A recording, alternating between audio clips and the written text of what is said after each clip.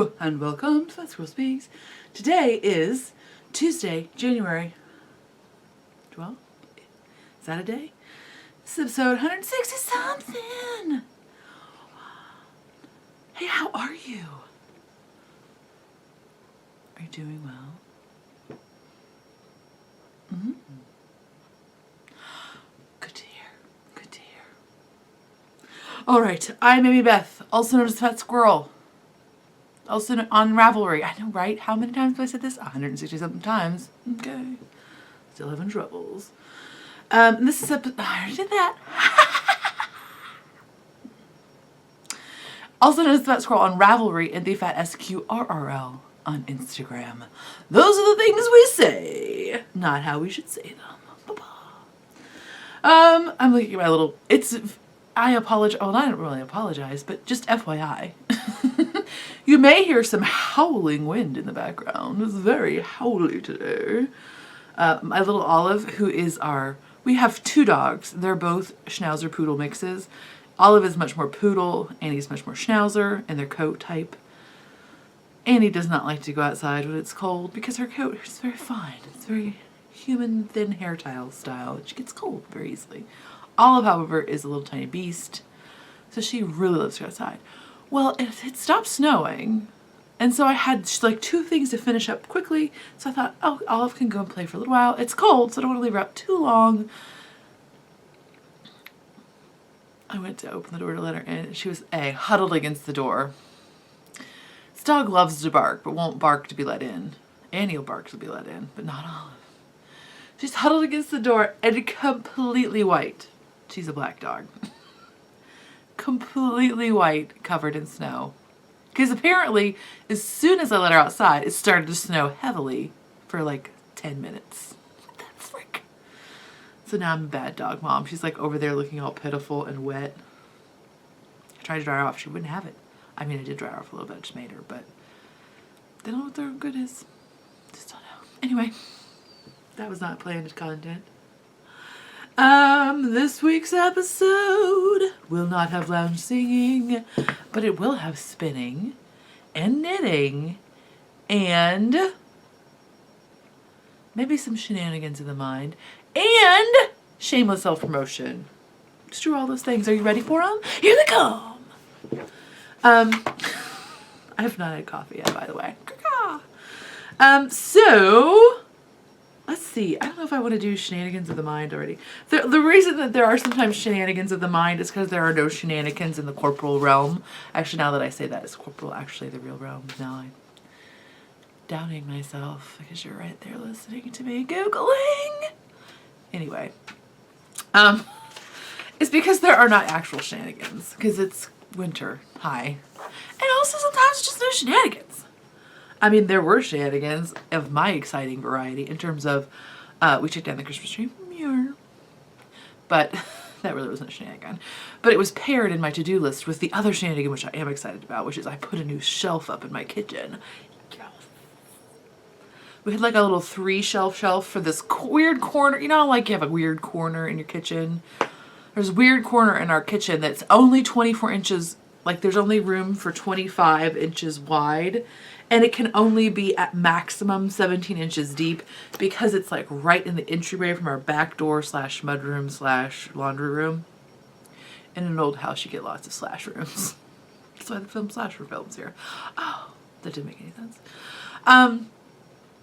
So like it's this really weird size that like you can't find a shelf for. Shelves are all 30 inches or 36 inches or longer or wider. What are the words I'm talking about? Or they're like fancy doodly-doo shelves. You know what I mean? Like for a living room. Like my kitchen is about the business. We're getting things done in there.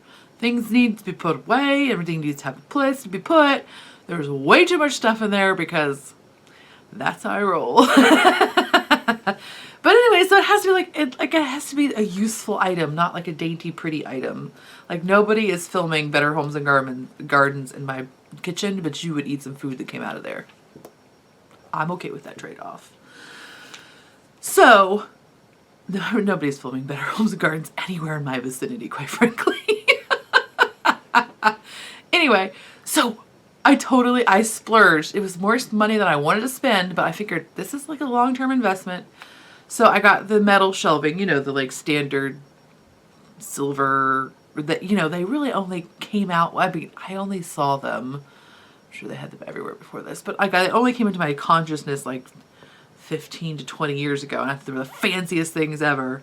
Because they were when they originally came out. That metal shelving was uber expensive. Well, now it's less uber, but still expensive. But not really for what it is at all. So why am I even talking about this? I don't know. Because this is a stream of consciousness that this podcast is.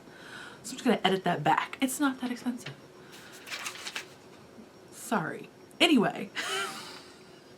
But it had to be like cobbled together because there was no one thing. So like I had to buy the modular pieces. So it was all just like, this is not a good value because you can buy the bigger shelves for way less.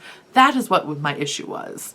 Not that it was, but I could buy a 36-inch shelf for way cheaper. And I was like, can I like weld this? No, I can't weld this. I can't do that. Settle down. So that was my issue really. It was just the value side of things. But anyway, so I bought my modular shelves. I bit the bullet and I love it. It's just a small shelf, right? 24 inches wide, 14 inches deep, but 72 inches tall.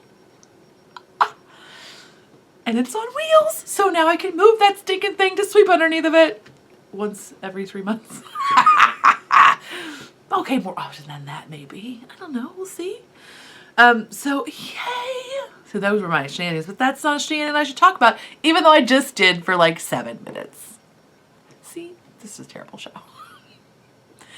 But anyway, that is the actual shenanigan that occupied me this week, which was very exciting. I was very much in love with that shenanigan. And I told you about it anyway, even though I wasn't planning on doing so. But whatever, we're buds, right? You having your coffee, right? We're good. Anyway, if you're new to this show, it is not about efficiency of words or thoughts or deeds. By the way, that is actually one of the things on my list is I wanted to thank you very much.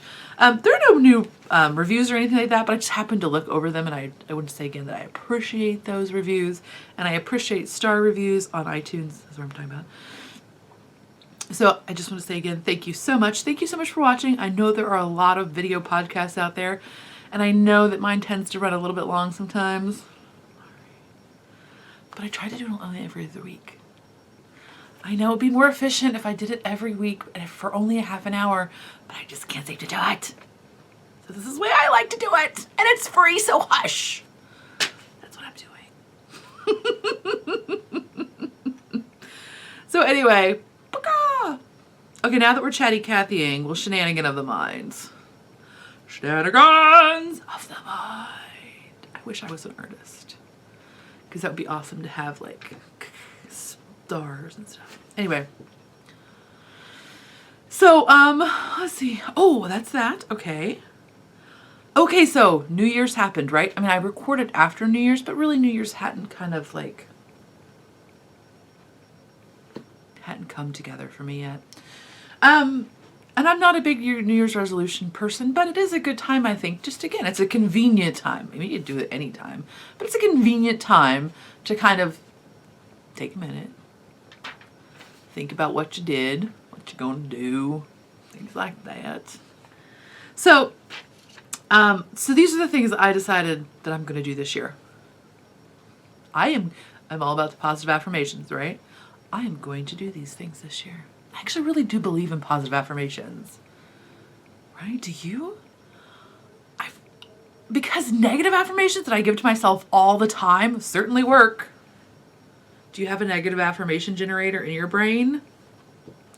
Just shut those things down, quite frankly. But I don't know what wrench to throw in those works, but the negative affirmation machine needs to be at least countered. If I can't disassemble it, needs to be at least countered by some positive affirmations. So I'm going to try for at least this month.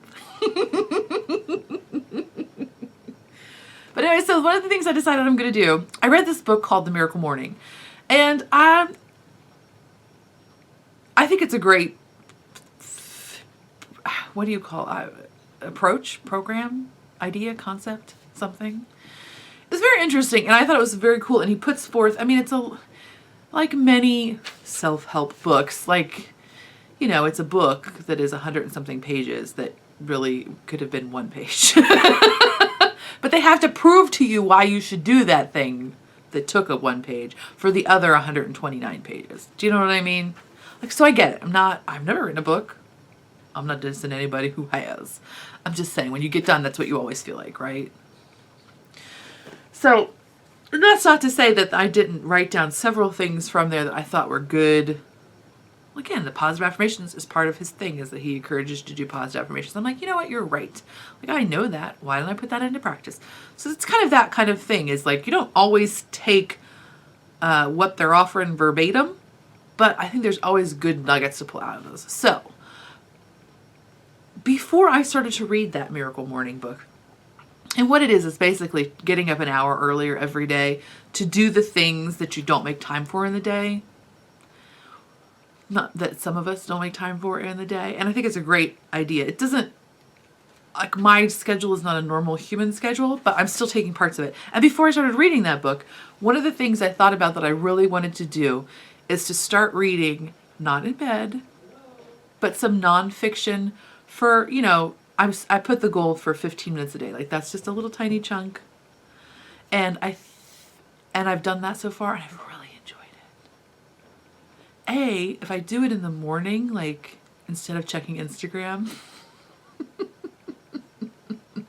while we're doing, like, all of the, like, because my kiddo gets up, like, an hour and a half before she has to get on the bus so that she can, like, zen herself into the moment by watching YouTube videos. Don't ask me. I'm not judging. I don't know what to do with that yet. But that's not what I'm talking about. So there's, like, that block of time that kind of is not enough to really do anything. You know what I mean? So, like, I end up just checking Instagram and Facebook and all those kinds of things. And then I'm like, I never really think about it, because I'm like, okay, but in, 45 minutes I need to do this thing. And so I've decided that I'm not that I'm not ever checking. I love Instagram. I don't think it's a bad thing at all. I enjoy it immensely.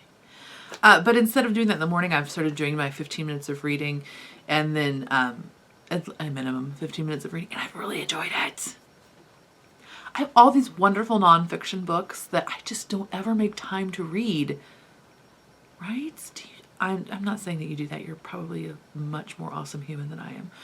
But not only do I feel better because, like, the information and the content I'm reading is good, I think it's actually a really great silent, it's not meditation in any way. I've never been good at meditation. But it's just a good silent and positive way, right? It's good for your brain. Silence is good for your body, I feel like. And I've really enjoyed it. So that is one of my goals for the year, is to do that at least 15 minutes every day. And then the other goal I have, it's knitting related. I mean, I have knitting goals that I wrote down, but my big meta goal is an 80-20 goal. My 80-20 goal is, it's a stash goal, right?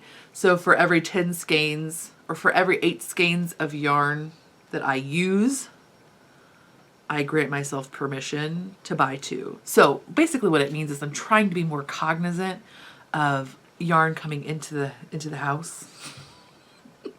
Because I did some stash organization shortly before the new year. I've got so much awesome yarn. Okay, not is it just like you know what I mean? Like, there's a little bit of but I also have a lot of great yarn that I need to use because I want to use it. And so I'm hoping my 80-20, I'm even thinking about maybe doing 90-10, but I'm going to start with 80-20. So basically, to buy a skein of yarn, I need to use 4 skeins of yarn. Is basically what it comes down to, or fiber, or whatever. I'm lumping them together because it just makes life easier. So yeah, I'm hoping that it will make me A, more present in my decisions about yarn spending, and B, more present in my decisions about using what I have that's wonderful that I bought for a reason in the first place. So that's my big fibery kind of goal. So yeah, those are big goals, but already I feel really good about them. Yay. Also, maybe my goal should not be to leave Olive out in the snow for 10 minutes at a time. Oh, and that 80-20 goal was inspired, not directly, but was inspired by, I've been reading the Depletion and Abundance that Joanna Spring on her podcast, Nome Spun Farm. She actually had a read along, talk along, chat along. Has it been like 2 months ago now? Maybe it's been longer than that. When she was reading it, I could not make the time. Well, I did not make the time. And so I've been reading it more and more now. Again, I got my 15 minutes every day minimum. Right? It's so fun. So this book is probably not for everybody, but she's got it's fun to read a chapter at a time. Because, for example, is it the Real Economy chapter? Yes, that's the one I have lots of notes in.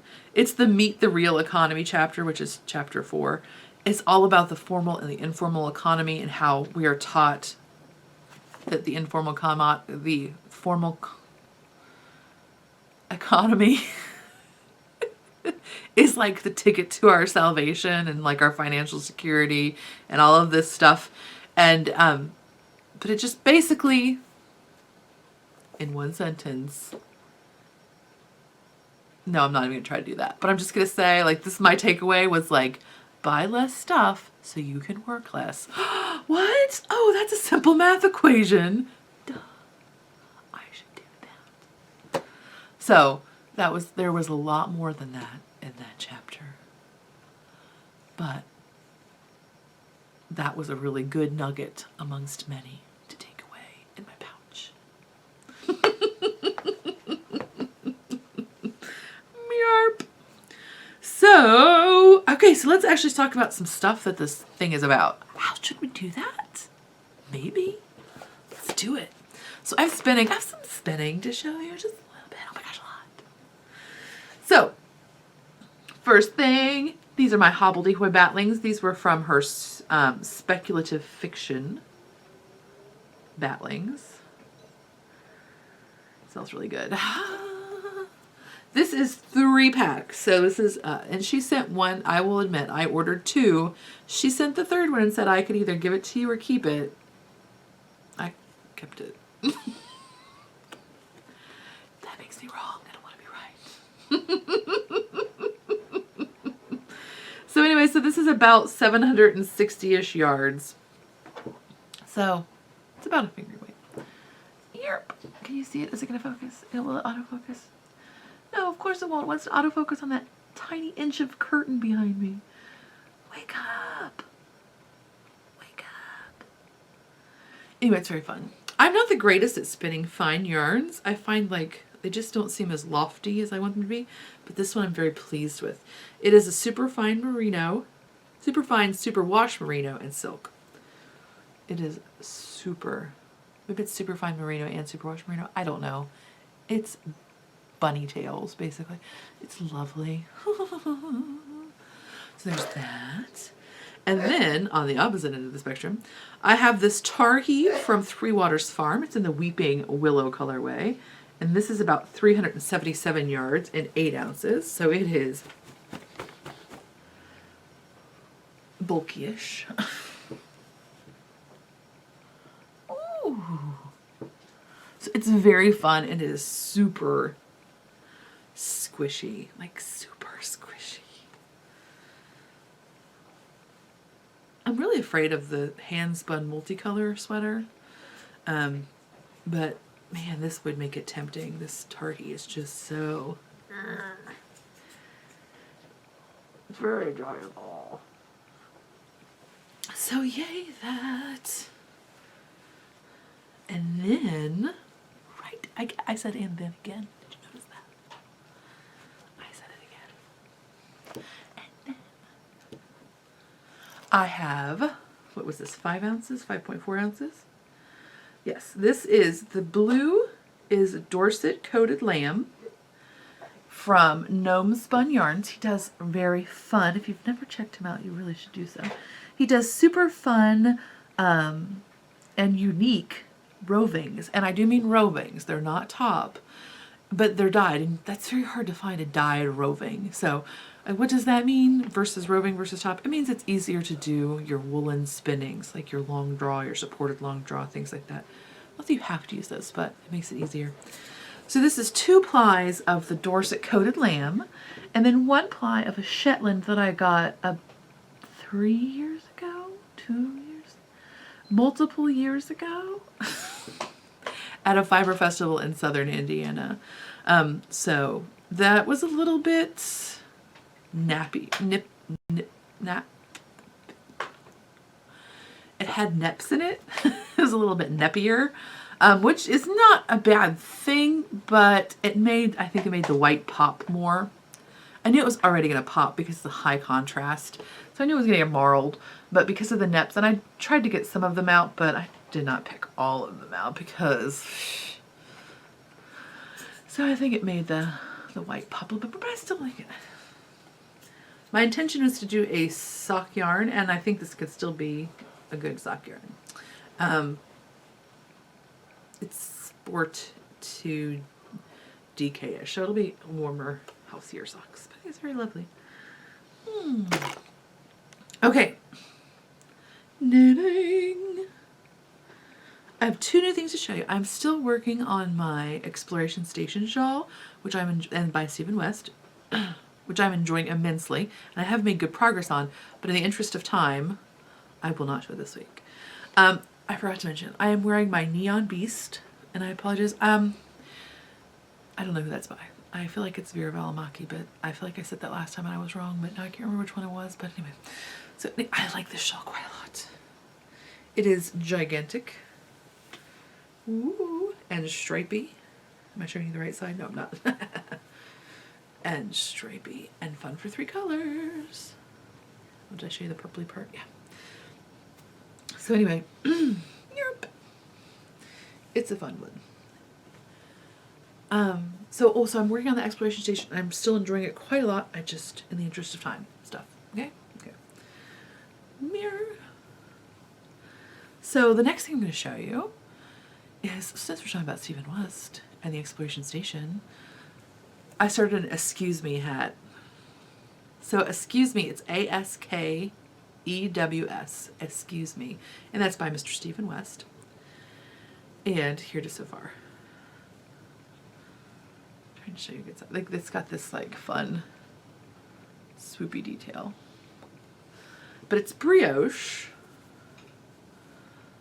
Okay, yeah, I think I like it. I was really having hesitancy about brioche. Is super fun if you have high contrast, right? The Exploration Station on my shawl has a brioche section, and I have like a navy and a khaki sand color's better. So it's super high contrast and it looks really fun. And in fact, I think it even looks more fun when one of the yarns is a slightly heavier weight than the other. I think it even adds more contrast. In that instance, there's the navy yarn is slightly heavier, and actually the wrong side of the brioche looks the best, but whatever, it's fine. But anyway, so high contrast looks great in brioche. And this is some hand spun that I had spun from Spun Right Round. This is a Snow Pants colorway, and it's, you know what, I have the tag over there, but it's over there. Oh, I think, no, it's not merino. It's like Rambouillet or something. It's super fun, right? Like Renee's colors are always fun and crazy and gorgeous. And I had this beautiful Madeline Tosh DK twist that was gifted to me by a viewer, along with an Apple book, which I hope to review. Actually, I know it sounds silly to do Apple review book, but hello, I love Apple. But I'm getting another Apple book from the library, so I thought it'd be fun to do both at the same time.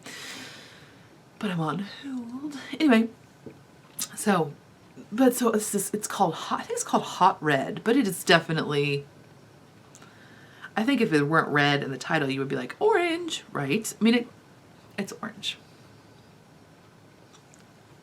It's orange.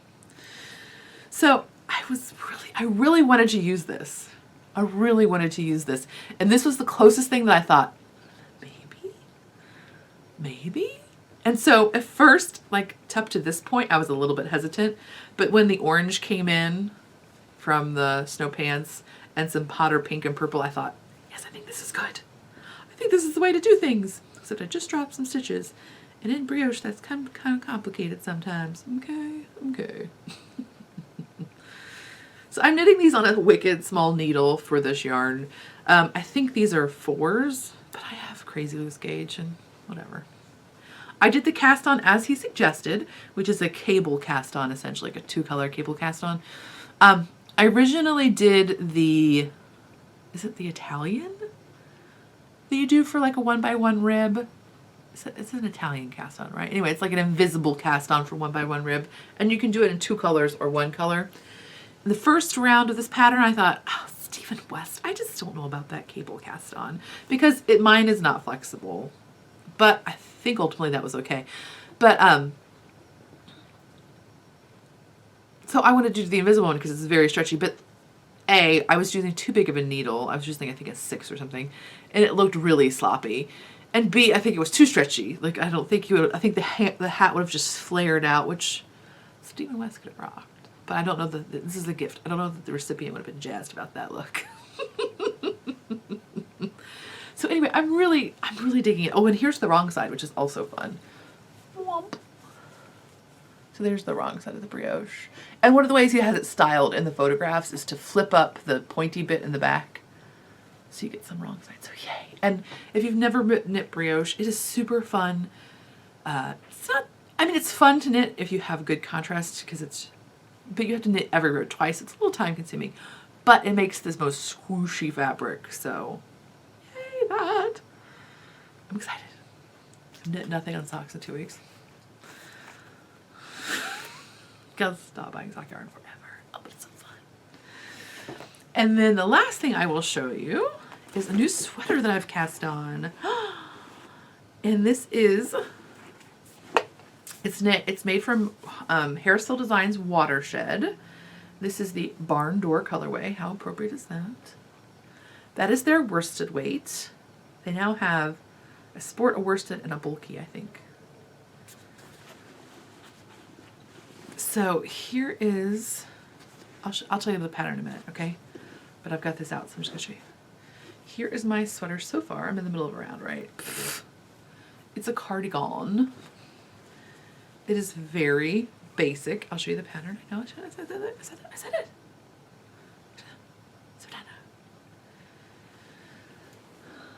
So here it is, yay! So it is knit top down, and it's gonna have an inset sleeve that you knit in. Okay, I'm gonna show you the pattern. I'm not really conveying. This fabric it's knitting up to, I love. It is not rigid, but it is at a good density. And I really am enjoying this yarn so far. I'm excited about it. It is what I would say is slightly similar to the, it's similar to the Brooklyn tweed, but it is not quite as airy. No, I don't want to say airy because it's very airy, but it's not, like sometimes the Brooklyn tweed just feels like it's gonna just like blow away in the wind. And it's not really that much. But it has just like that very like structure.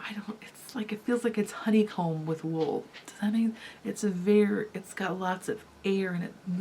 This is less airy because it doesn't have that like really like, also it is much more, the Brooklyn tweed, like if you give it a good hunk, not even a good hunk, if you give it just some people who knit firmly have trouble with it breaking while they're knitting. I've never had that trouble with the Brooklyn tweed yarns, but I knit very loosely.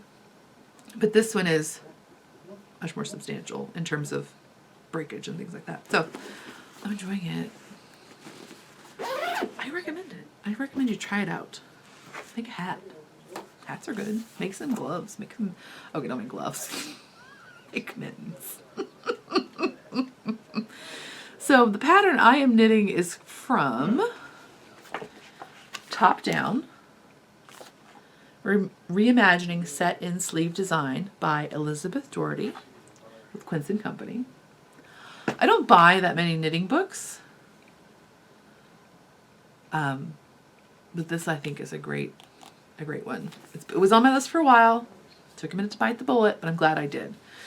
So I'm knitting this Sans Seraphim. You can see it's a very basic cardigan, but that is exactly what I wanted. So again, it's all top down and it's all set in sleeve. So there's a very there's great diagrams. The sizing goes from, in this instance, 30-inch bust to 57-inch bust. So there's a great sizing variety. The book itself has patterns in a lot of different weights. Again, they're all quince yarns, but there's also serif instead of the sans serif, which is the same pattern, except you have some garter stitch detailing at after the hip increases, or before the hip increases, I can't remember. And on the sleeve, which I'm glad that that's available because I'm not sure if I'm going to have enough yarn, because I bought this. This is stash yarn. So that's an option. Although I really think I want this yarn. And then there's this one, the Underwood. I think actually pretty much every sweater in this book is a lovely one. And Underwood is knit with chickadee, so it's a sport weight. Just very, and again, the bust range is the same, 30 to 57. This Maris, I believe that was a pattern on Ravelry for, and I think it was in my queue, and I think that one is fingering weight. Yeah, Finch. And by the way, this book was not sent to me, I purchased it. And this is copper plate. I'm not hugely into the open front cardigans. They tend to fall off of me. But I think with the shoulder system, with the set-in sleeve, I think that would be much less likely to happen than with a raglan or what have you, because it's got a lot more structure to help anchor it onto your body. And I think that one is a worsted too. Oh no, it's chickadee, I'm sorry. So it's sport. There's one more, I think. Yeah, there is this one, which is osprey, which I believe it's an osprey, like maybe an Aran or even a bulky. So, yay, that. So those are all the patterns. Again, I think every single one of those patterns, yeah, I think every single one of those patterns is a pattern that I would like to have or like to knit. So I was not worried about cost-wise. The retail is $24, but I'm pretty sure Amazon price was like 18 something. And Knit Picks is having their 40% off. And, you know, support your local bookstore if they have it, or your local yarn store.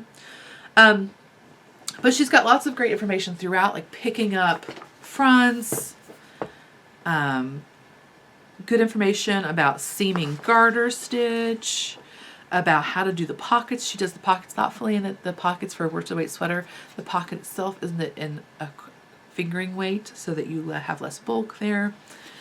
But even better, perhaps, of course, this is a book about reimagining set-in sleeves, has tons of great information about sleeves. She's got different information about, like, okay, so you can have the same sleeve circumference, but one is a shallow and one is a tall, what do they call that? Anyway, depth of the sleeve. So, you know, you can have, just in your basic math class, right? You can have an oval that's this shape that has the same circumference as an oval with this shape. You know what I mean? So just because the circumference, the stitch count is the same, you know, that's what I'm saying. So there's great information, obviously. There's great pictures. She talks about blocking it on the needles so that you can try it on and make sure you got a great fit. She gives you pictures of what your sleeve cap should look like. You know what I mean? Like, just great stuff. But then also in the back, there's an adjustments and fitting section, which talks about how to do your gauge swatch, which I think is, you know, that information can feel redundant sometimes in books. But really, gauge swatches are one of those things where theoretically we have a universal plan for how gauge swatches should be made in terms of they should be washed and blocked and then measured and how they should be measured. But I don't think that that's really the truth. Like, I don't think that there's always a universal approach to that. So that's one of the things I do not have in having repeated. And that is even a great section. She talks about adjusting for gauge differences. Then she, you know, if you want to change the gauge.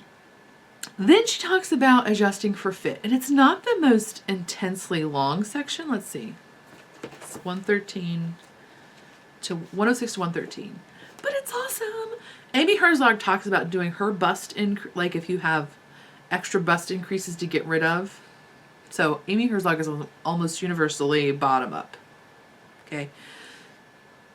And she talks about getting rid of your bust extra bust stitches. For example, I have a much larger bust than a shoulder circumference, so to get a sweater that fits me correctly, it's better to knit the sweater with that shoulder circumference so that it's not like baggy up here in the shoulder. And then just add extra stitches in the bust. And adding them when you're doing top up is really not a problem. You're putting a dart in, but sometimes getting rid of them is a little bit challenging. Amy Herzog always suggests that you get rid of them in the neckline.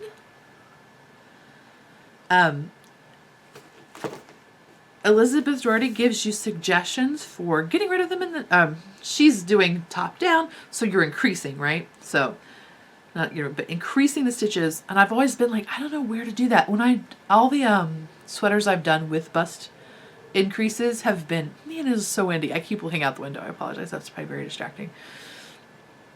All of the sweaters I have knit top down, I have just done extra bust increase. They've all been raglans.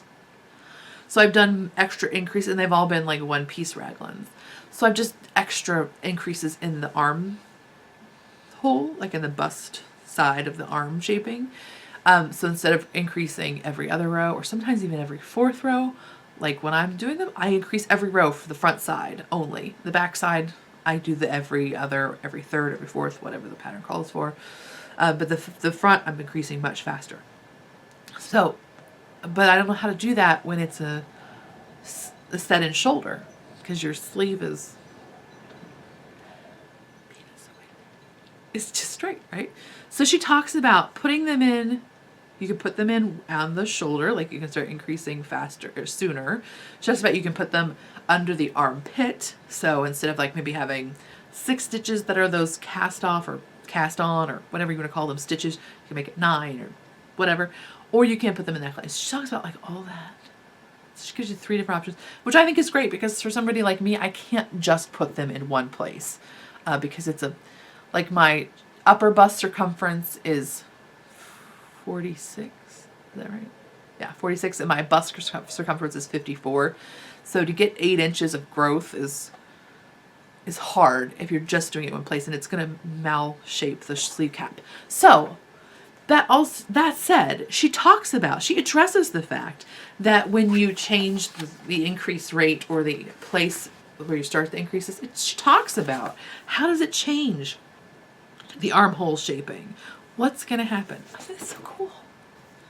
Very thoughtful. So I highly recommend this. Again, top down, reimagining set and sleeve design by Elizabeth Doherty. I tried it in my sweater so far. It looks great. And I'm very excited about it. So this is a great book. I have the Amy Herzog books. I recommend this one. This one does not talk about like what's going to look good on you. But again, great information about how to adjust to fit you better. Okay, so that's all on knitting and spinning. Come on, it's true. So the next thing we're talking about is shameless self-promotion. So if you don't want to stick around, I don't blame you, it's okay. But I'm going to do some shameless self-promotion. There will be a shop update in the shop. All right. And that will happen, I believe, January 22nd. Now I'm like, oh no, was I wrong? Was I wrong? There will also be, I'm adding this in this conversation while I'm looking for a calendar. There will also be knitting pipeline pre-orders. Those will go up February 12th or February 13th and 14th. So Valentine's Day weekend. If you're going to the knitting pipeline retreat and you would like a tagged bag, there will be a pre-order available the weekend of Valentine's Day for that. There will also be some at the show, at the retreat / the vending market. But if you would like to just make sure you get one, put dibs down, then I recommend you do so. So that'll be happening Valentine's Day weekend. And I'll have a sample to show you before that, obviously. Yes, the 22nd. So the update I'm about to show you is January 22nd at 9 p.m. Eastern Time. Are you ready? I'm kind of excited about it. It's woodlandy. Okay, so I feel like I should show you this part first. Okay, so big bags.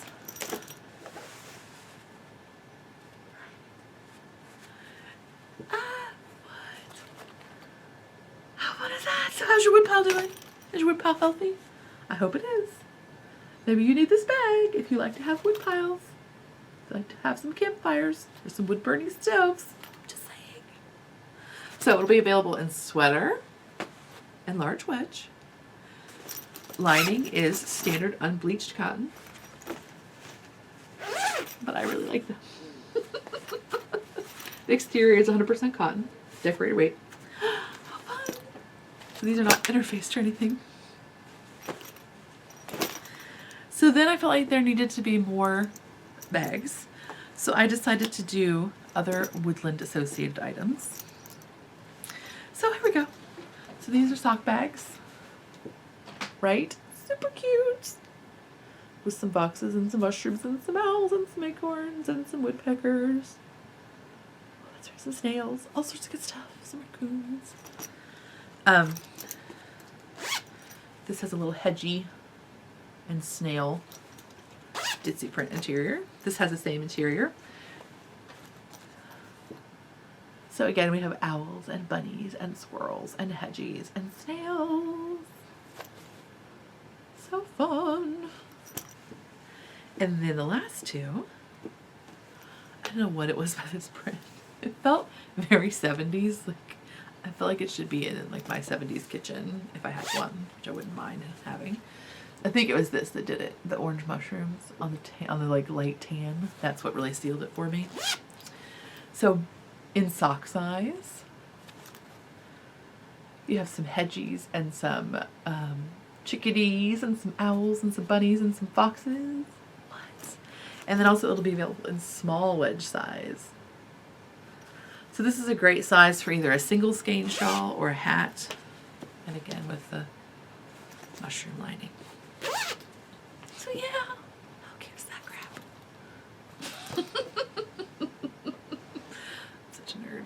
Anyway, so these will all be available January 22nd, 9 p.m. Lots of woodland updatery. Totally need that right. I think you do. Okay, so I hope you have a great week or two. And I'll talk next time. Bye.